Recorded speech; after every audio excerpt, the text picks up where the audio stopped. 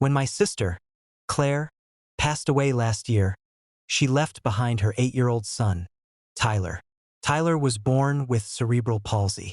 He can't walk on his own and struggles to speak, but his laughter can light up a whole room when he feels safe enough to let it out. After the funeral, the family gathered at my father's house. He sat at the head of the dining table, staring at Tyler like he was something stuck to his shoe. I'll never forget what he said that night, as if Tyler couldn't hear him.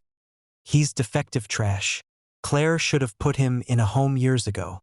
He'll ruin your life if you let him stay." My stomach twisted so tight I thought I'd be sick. Dad always was a cold man, proud of his perfect family image. In his mind, Tyler didn't fit. I stood up and said, "He's my nephew. He's staying with me." Dad scoffed. "Don't come crawling to me when you can't handle it." I didn't. Not when the medical bills piled up. Not when the nights got long and Tyler woke up crying because he missed his mom. Not when I had to learn how to lift him, how to calm him, how to translate his soft, strained words so the world could understand him. Tyler's smile made it worth every backache, every lost hour of sleep. He'd rest his small hand on my cheek and whisper, "Thank you." Some days that was enough to get me through. Dad never visited. He pretended Tyler didn't exist. I heard he told the rest of the family I'd thrown my life away out of guilt. Maybe I did feel guilty. Guilty my sister couldn't stay and raise him herself. But mostly I just felt love. Then one day, almost a year after Claire's funeral, Dad called. He never calls me. "I need help," he barked. "The roof's leaking. I can't fix it myself." Could have said no.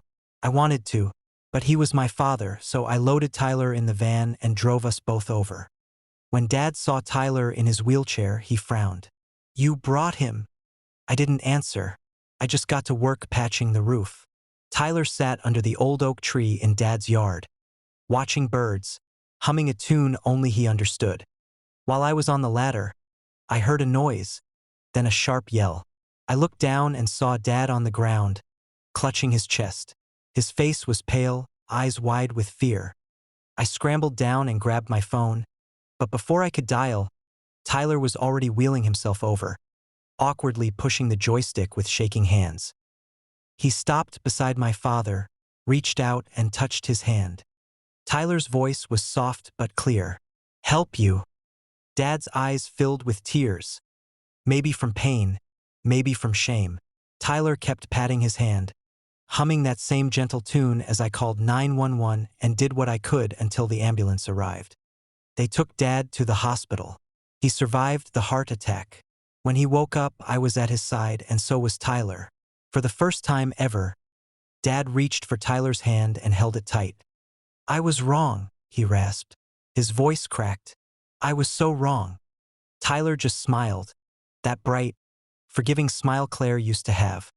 Dad came home a different man. He still stumbles over his apologies, but now he asks to see Tyler every weekend.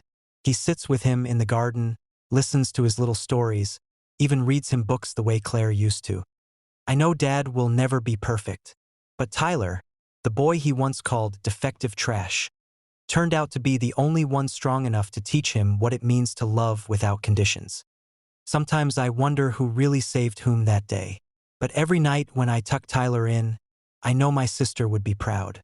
I'm not alone in this, and neither is he.